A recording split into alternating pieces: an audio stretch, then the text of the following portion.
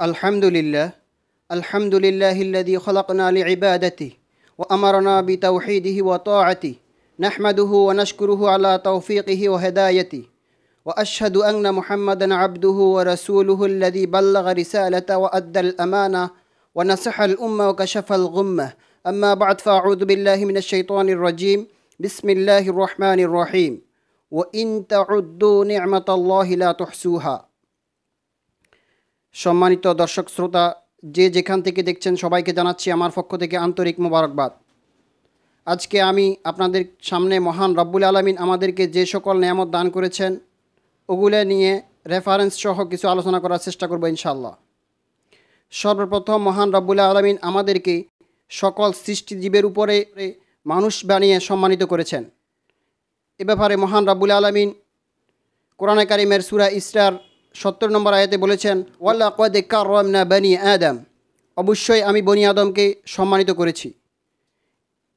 এই আয়াতের ব্যাখ্যায় তাফসিরে ইবনে কাসিরের ৫ নম্বর খণ্ডের ৯৪ নং পৃষ্ঠায় তিনি লিখেছেন যে মহান রব্বুল আলামিন আমাদেরকে সুন্দর অবকাঠামো দিয়ে সৃষ্টি করার মাধ্যমে সম্মানিত করেছেন এবং তিনি সেখানের মধ্যে সূরা ৩-এর ৪ নম্বর আয়াত নিয়ে আসছেন, যেখানে বলা হয়েছে ক্বাদ খলাকনাল ইনসানা ফি আহসানি তাকওয়িম, অবশ্যই আমি মানুষকে সুন্দর অবকাঠামোর মাধ্যমে সৃষ্টি করেছি। এবং কীভাবে সুন্দর অবকাঠামোর মাধ্যমে সৃষ্টি করেছেন এর ব্যাখ্যায় তিনি লিখেন যে মানুষ তার দুই পায়ে চলাচল করে এবং তার হাত দ্বারা বক্ষণ করে এবং পৃথিবীতে যত প্রাণী রয়েছে সবগুলা ঝুঁকে চলাচল করে এবং তার মুখ দ্বারা বক্ষণ করে। এবং মহান রব্বুল আলামিন মানুষকে একটা বিবেক দান করেছেন যার মাধ্যমে মানুষ ভালো মন্দ জাস্টিফাই করতে পারে, যার মাধ্যমে মানুষ ইহকালীন এবং পরকালীন বিষয়ের উপকার অপকার এবং বৈশিষ্ট্য জানতে পারে, যা অন্য কোনো প্রাণী জানতে পারে না। এই আয়াতের ব্যাখ্যায় আল্লামা তবারি তাফসিরে তবারির মধ্যে লিখেন যে আল্লাহ পাক মানুষকে সম্মানিত করেছেন। এর অর্থ হচ্ছে পৃথিবীতে যত প্রাণী রয়েছে সবগুলোকে আল্লাহ পাক মানুষের নিয়োজিত করে মানুষকে সম্মানিত করেছেন। এই আয়াতের ব্যাখ্যায় তাফসিরে জালালাইনের মধ্যে বলা হয়েছে, ওয়ালাকাদ কাররামনা বনি আদম আই ফাদদালনা বনি আদম বিল ইলমি ওয়ান নুতকি ওয়াল ই'তিদাল বিল খালক, অবশ্যই আমি বনি আদমকে জ্ঞানের মাধ্যমে, বাকশক্তির মাধ্যমে এবং সুন্দর অবকাঠামো দিয়ে সৃষ্টি করার মাধ্যমে সম্মানিত করেছি। সম্মানিত হাজিরিন, সম্মানিত দর্শকবৃন্দ, আপনারা যদি আমার আলোচনাটুকু শুনে থাকেন তাহলে আপনারা অবশ্যই বুঝতে পেরেছেন যে মানুষ হিসেবে আল্লাহ পাক আমাদেরকে সৃষ্টি করার মাধ্যমে সকল সৃষ্টিজীবের উপর সম্মান দান করেছেন, আর এটা আমাদের জন্য অনেক বড় একটা নেয়ামত। আল্লাহ পাক আমাদেরকে আরও অসংখ্য নেয়ামত দান করেছেন, যদি আমরা গণনা শুরু করি তাহলে শেষ করা যাবে না।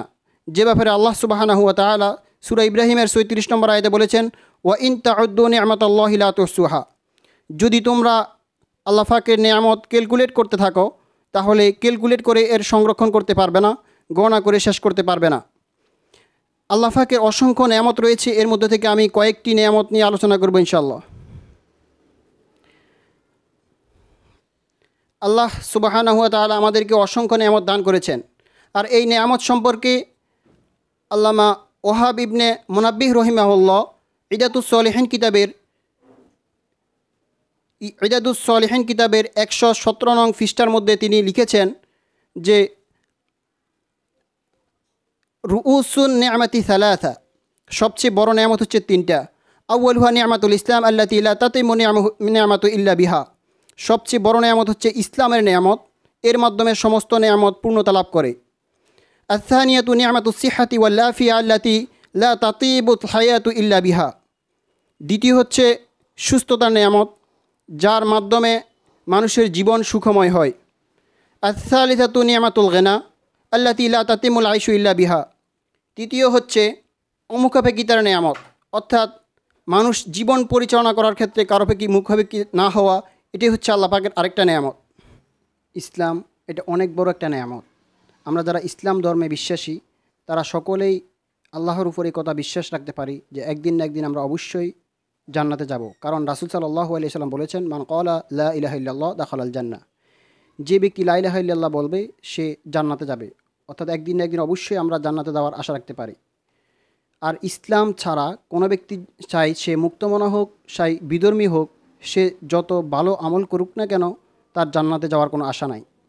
আপনারা যদি রাসূল সাল্লাল্লাহু আলাইহি সাল্লামের চাচা আবু তালেবের জীবনী দেখেন তাহলে বুঝতে পারবেন যে রাসূল সাল্লাল্লাহু আলাইহি সাল্লামের চাচা আবু তালেব পুরো জীবনে রাসূলের কত মহব্বতের ছিল, রাসূলের জন্য কত আন্তরিক ছিল, কত ভালো কাজ করেছে।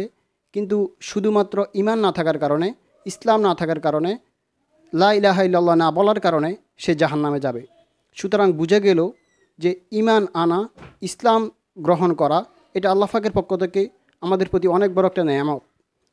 আল্লাহ পাক যদি আমাদেরকে মুসলিম পরিবারে জন্মগ্রহণ করার তৌফিক না দিয়ে কোনো হিন্দু, খ্রিস্টান বা বিধর্মী পরিবারে জন্মগ্রহণ করাতেন তাহলে আমাদের জানা নেই could we accept Islam or no, আমরা কি ইসলাম গ্রহণ করতে পারতাম কি পারতাম না। যেহেতু আল্লাহ পাক আমাদেরকে মুসলিম পরিবারে জন্মগ্রহণ করার তৌফিক দান করেছেন, সুতরাং বুঝে গেল যে মুসলিম হওয়া, ইসলাম গ্রহণ করা এটা মহান রব্বুল আলামিনের পক্ষ থেকে আমাদের প্রতি অনেক বড় একটা দয়া, এহসান এবং নেয়ামত।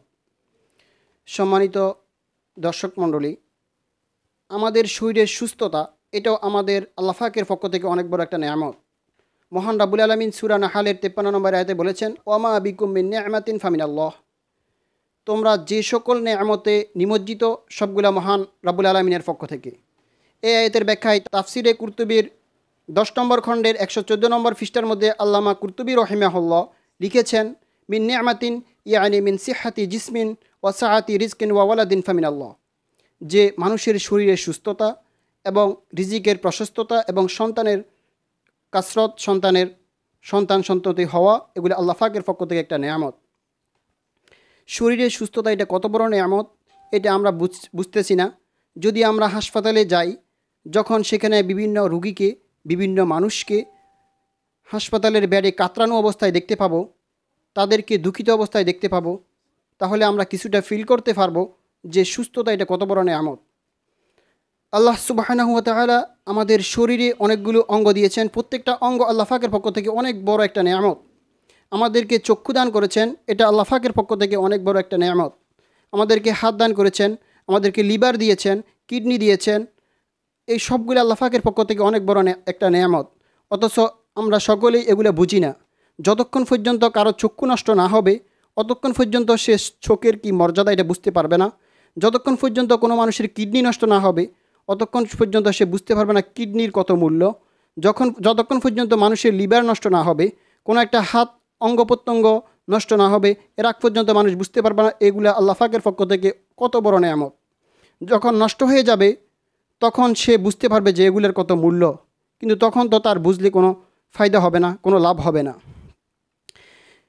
সম্মানিত দর্শক, মানুষের অঙ্গ প্রত্যঙ্গের কী মূল্য এটা যদি আমরা বিভিন্ন লোক যারা বিভিন্ন দেশে, চীন, আমেরিকা, যে সকল দেশে মানুষের অঙ্গ প্রত্যঙ্গের কালোবাজারি করা হয়, যদিও আমাদের ইসলামে মানুষের অঙ্গ প্রত্যঙ্গ ক্রয় বিক্রয় জায়েজ নেই, তবুও তারা সেখানে এগুলা করছে। যদি আমরা তাদের সেই ব্যবসার দিকে লক্ষ্য করি তখন আমরা বুঝতে পারবো যে মানুষের অঙ্গ প্রত্যঙ্গের কত মূল্য। মানুষের শরীরের সবচেয়ে যে অঙ্গটা বেশি ক্রয় বিক্রয় হয় সেটা হচ্ছে কিডনি। মানুষের একটা কিডনির মূল্য হচ্ছে 1,72,00,000 টাকা। এরপরে দ্বিতীয় যে জিনিসটা বিক্রি হয়, যে জিনিসটা তারা বিক্রি করে আমেরিকানরা এবং চাইনিজরা, সেই জিনিসটা হচ্ছে লিভার। মানুষের বেশি লিভার নষ্ট হয় আর তারা একটা লিভার বিক্রি করে 1,38,00,000 টাকা। তৃতীয় যে জিনিস সেটা হচ্ছে হৃৎপিণ্ড। তারা একটি হৃৎপিণ্ড বিক্রি করে 1,03,00,000 টাকা। তৃতীয় আরেকটা জিনিস হচ্ছে কার্নিয়া। এই জিনিসটা হচ্ছে চোখের একটা ধাতু। এই জিনিসটা যদি নষ্ট হয়ে যায় তখন মানুষ অন্ধ হয়ে যায়। আর তারা একটা কার্নিয়া বিক্রি করে 1,39,000 টাকা। এমনিভাবে মানুষের চোখের আইস, এগুলো একজোড়া আইস তারা বিক্রি করে 1,39,000 টাকা। বোন মেরু 19,76,000 টাকা, ডিম্বাণু 10,74,000 টাকা এবং করোনারি আর্টারি এর দাম হচ্ছে 1,39,000 টাকা। এবং মানুষের শরীরের মধ্যে যে রক্ত থাকে, একজন মানুষের শরীরে প্রায় 5 থেকে 6 লিটার রক্ত থাকে এবং 1 লিটারের মধ্যে কয়েক ব্যাগ রক্ত ধরে। 1 ব্যাগ রক্তের দাম হচ্ছে 3,000 টাকা থেকে শুরু করে 30,000 টাকা পর্যন্ত হয়। আমরা যদি তাদের এই মূল্য অনুযায়ী আমাদের শরীরের অঙ্গ প্রত্যঙ্গের দাম ক্যালকুলেট করি তাহলে আমরা একজন মানুষ প্রায় 5 কোটি টাকার উপরের অঙ্গ প্রত্যঙ্গের মালিক যেগুলা মহান রাব্বুল আলামিন আমাদেরকে প্রিয়ভাবে নেয়ামত হিসেবে দান করেছেন। এগুলা নেয়ামত হিসেবে দান করার কারণে আমরা এর মূল্য বুঝতে পারি না। যখন আমাদের কারো এরকম একটা নষ্ট হয়ে যাবে তখন আমরা বুঝতে পারবো যে কোনটার মূল্য কত।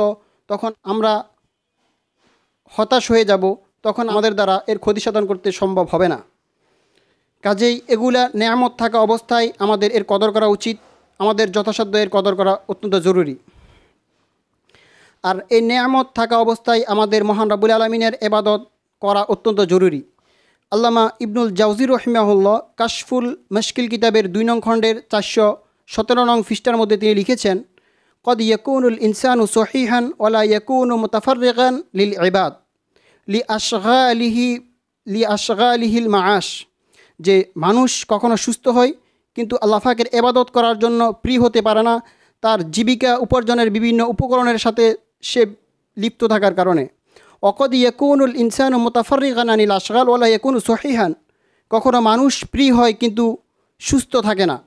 অকদ ইজতামা আলিল আবদি, কখনো বান্দার জন্য উভয়টা একত্রে থাকে কিন্তু বান্দা মহান রাব্বুল আলামিনের ইবাদত করে না, তাকে ওই ইবাদত করা থেকে অলসতা নামক ধোঁকাটাই তাকে বিরত রাখে। সুতরাং আমাদেরকে সুস্থ থাকা অবস্থায় আল্লাহ পাকের নেয়ামতের কদর করে আল্লাহ পাকের ইবাদত করা অত্যন্ত জরুরি। সম্মানিত হাজিরিন, রাসূল সাল্লাল্লাহু আলাইহি সাল্লাম বলেছেন, নে'মাতানে মাগবুনুন ফিহিমা কাসীরুম মিনান নাস আস-সিহহাতু ওয়াল ফারাগ। 2টা নেয়ামতের মাঝে মানুষ বেশি ধোঁকা খায়, একটা হচ্ছে সুস্থতা, একটা হচ্ছে অপসরতা। এই 2টা জিনিস মানুষকে বেশি প্রতারিত করে। মানুষ এই 2টা জিনিসের পাইলে এর কদর করে না। কাজেই আমাদের জন্য জরুরি হচ্ছে এর অত্যন্ত কদর করা, আল্লাহ পাকের নেয়ামতের কৃতজ্ঞতা প্রকাশ করা। সম্মানিত হাজিরিন, মহান রব্বুল আলামিন আমাদেরকে অমুখাপেক্ষী করে সৃষ্টি করেছেন। মহান রব্বুল আলামিন আমাদেরকে সম্পদ থেকে অমুখাপেক্ষী করে মহান রব্বুল আলামিন আমাদেরকে জীবিকা নির্বাহ করার মাধ্যমে সুন্দরভাবে জীবনযাপন করার তৌফিক দিয়েছেন। এটা আল্লাহ পাকের পক্ষ থেকে আমাদের প্রতি অনেক বড় একটা নেয়ামত। কাজেই আমাদের প্রত্যেকটা মানুষের জন্য উচিত যাকে আল্লাহ পাক যে অবস্থায় রেখেছেন সব অবস্থায় আল্লাহ পাকের শুকরিয়া আদায় করা। কিন্তু আমরা দেখতে পাই অনেক মানুষ লাখ লাখ টাকার মালিক, কিন্তু যখন তাকে জিজ্ঞেস করা হয় ভাই কী অবস্থা, তখন সে হাই হুতাশ করে, সে আল্লাহ পাকের শুকরিয়া আদায় করে না। আল্লাহ পাক সূরা ইব্রাহিমের 7 নম্বর আয়াতে বলেছেন যে লা ইন শাকারতুম লা আযীদান্নাকুম ওয়া লা ইন কাফারতুম ইন্না আযাবি লাশাদীদ। যদি তোমরা নেয়ামতের কৃতজ্ঞতা প্রকাশ করো তাহলে অবশ্যই আমি তোমাদেরকে নেয়ামত বাড়িয়ে দেব, আর যদি তোমরা অকৃতজ্ঞ হও, নেয়ামতের শুকরিয়া আদায় না করো, তাহলে আমার আযাব অনেক ভয়াবহ। সম্মানিত হাজিরিন, কাজে আমাদের প্রত্যেকের উচিত হচ্ছে যাকে আল্লাহ পাক যে অবস্থায় রেখেছেন সর্ব অবস্থায় আল্লাহ পাকের শুকরিয়া আদায় করা। যা কিছুই ঘটুক না কেন সব কিছু মহান রাব্বুল আলামিনের পক্ষ থেকে হয়, এ কথার উপর বিশ্বাস রাখা। আমরা আল্লাহ পাকের শুকরিয়া আদায় কীভাবে করব? যে আমাদের প্রত্যেকটা অঙ্গ প্রত্যঙ্গের মধ্যে আল্লাহ পাকের একটা আদেশ আছে এবং আল্লাহ পাকের একটা নিষেধ আছে, এবং প্রত্যেকটা অঙ্গ প্রত্যঙ্গের মধ্যে আল্লাহ পাক একটা নেয়ামত দিয়েছেন যার দ্বারা আমরা উপকৃত হতে পারি। আমরা যদি আল্লাহ পাকের আদেশটা পালন করি এবং নিষেধ থেকে বিরত থাকি তাহলে সেটাই হবে শুকরিয়া। আল্লাহ পাক আমাদেরকে আমাদের নেয়ামতগুলোর যথাযথ কদর করে শুকরিয়া আদায় করার তৌফিক দান করুন। আমিন।